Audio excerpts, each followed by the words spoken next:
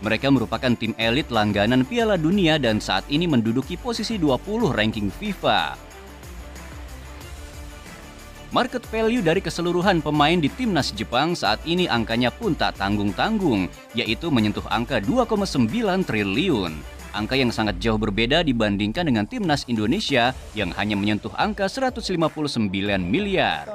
우리 팀은 이번 아시안컵에서는 랭킹이 가장 낮기 때문에 그런 동기부여를 만들어서 경기를 임하려고 준비하려고 한다고. Indonesia will co-host in 2007 will be Vietnam, Iraq, Japan. Keras, panas, dan badass adalah kata-kata yang dapat menggambarkan bagaimana hasil drawing AFC Cup Group D di mana timnas Indonesia bergabung. Seluruh kontestan di Piala Asia tampaknya mengincar untuk satu grup bersama timnas Indonesia. Selain tim ini minim pengalaman di kancah Asia, timnas Indonesia juga menjadi tim dengan peringkat FIFA paling bawah di antara seluruh kontestan yang ada.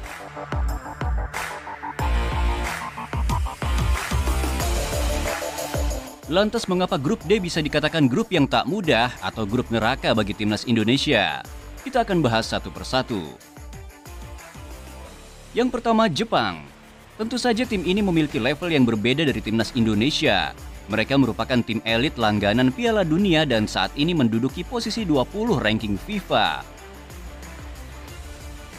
Market value dari keseluruhan pemain di timnas Jepang saat ini angkanya pun tak tanggung-tanggung, yaitu menyentuh angka 2,9 triliun.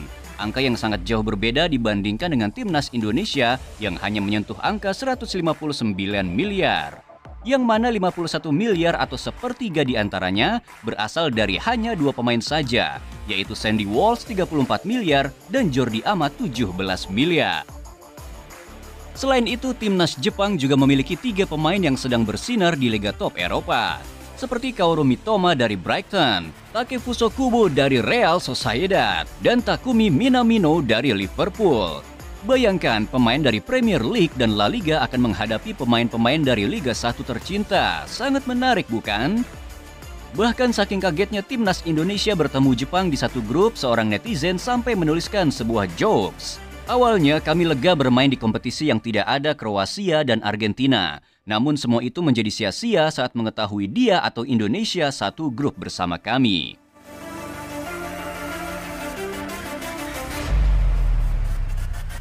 Kemudian timnas Irak. Jika berbicara tim dari Timur Tengah, tampaknya timnas Indonesia punya trauma tersendiri. Memiliki postur besar, tinggi, dan stamina yang kuat hingga akhir laga, kerap kali membuat timnas Indonesia jadi bulan-bulanan mereka.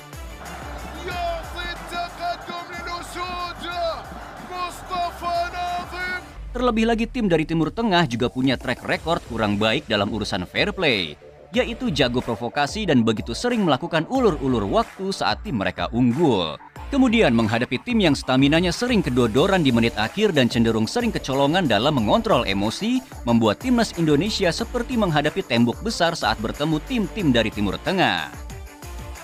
Dari sisi market value, timnas Irak tampaknya tak begitu menakutkan. Harga pasaran seluruh tim ini hanya menyentuh angka 141 miliar rupiah, atau tak lebih tinggi dari timnas Indonesia. Namun dari sisi peringkat FIFA, perbedaan Irak dan Indonesia terpaut sangat jauh. Timnas Irak berada di posisi 67, sedangkan timnas Indonesia berada di posisi 149. Satu nama dari pemain timnas Irak yang menarik perhatian yaitu Zidane Iqbal. Pemain ini menjadi tumpuan utama dari tim Manchester United U21. Dan yang terakhir tentu saja musuh bebuyutan dari ASEAN yaitu timnas Vietnam. Tak perlu dijabarkan bagaimana kesulitan timnas Indonesia dalam menghadapi timnas Vietnam di kancah Asia Tenggara. Permainan keras, jago provokasi, dan seringnya pengadil lapangan yang seperti memihak untuk timnas Vietnam membuat Sinteyong dari dulu hingga saat ini tampaknya masih belum menemukan racikan yang tepat bagaimana untuk menghentikan perlawanan dari timnas Vietnam. Dari sisi market value tentu saja timnas Indonesia masih unggul. Timnas Vietnam memiliki market value paling rendah di grup D. Harga pasar dari seluruh pemain timnas Vietnam hanya menyentuh 111 miliar rupiah. Pemain yang menjadi sorotan tentu saja sang striker Quang Hai Nguyen, pemain yang tampaknya telah menjadi tumpuan utama timnas Vietnam dalam beberapa tahun terakhir. Dan yang paling patut diwaspadai tentu saja si pemain nakal Van Hao Doan. Nama Van Hao memang menjadi trending dalam gelaran AFF 2022. Timnas Indonesia dan Timnas Malaysia sama-sama menjadi korban atas aksi tidak fair dari sang pemain yang secara sengaja seperti ingin menciderai pemain lawan. Yang paling membuat emosi tentu saja aksinya yang sebagai pelaku justru bertingkah kesakitan seperti korban. Van Hao memang berhasil mengelabui wasit AFF dengan selalu lolos dari kartu. Namun di kancah yang lebih profesional yang langsung diawasi oleh FIFA dan tentu saja menggunakan teknologi VAR, apakah Van Hao masih akan bermain licik?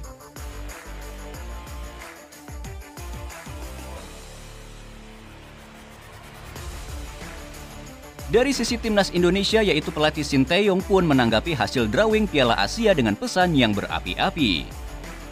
Grup kita tidak mudah tentu saja. Saya akan mengatakan peluang kita untuk lolos ke fase knockout adalah 50%. Tetapi saya memiliki kepercayaan diri terhadap tim saya. Saya akan mengatakan pesaing akrab kita Vietnam dan Jepang tentu lebih baik. Namun selama kita bisa mempersiapkan tim kita sendiri dengan baik, saya yakin kita akan menampilkan sebuah kekuatan yang sangat kuat untuk menghadapi mereka. Kami adalah tim dengan ranking terendah di antara seluruh kontestan.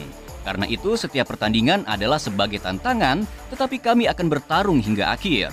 Saya akan tetap memotivasi anak-anak saya sehingga mereka dapat memberikan yang terbaik dari setiap pertandingan di kompetisi. Tutup Sinteyong dari kanal resmi AFC Cup. Reaksi dari salah satu pemain paling mahal timnas Indonesia yaitu Sandy Walsh pun cukup menarik. Saat mengetahui Vietnam satu grup bersama timnas Indonesia, Sandy seperti menunjukkan reaksi gugup. Vietnam.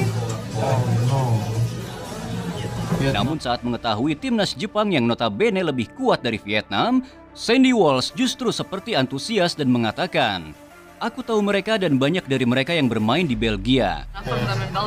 Japan. I know a lot of them who are playing in Belgium or played in Belgium too. That's a tough challenge, but Entah kami pun bingung mengapa Sandy Walsh menunjukkan gestur lebih khawatir saat menghadapi timnas Vietnam ketimbang timnas Jepang. Coba tuliskan pendapat kalian di kolom komentar. Vietnam. Oh no.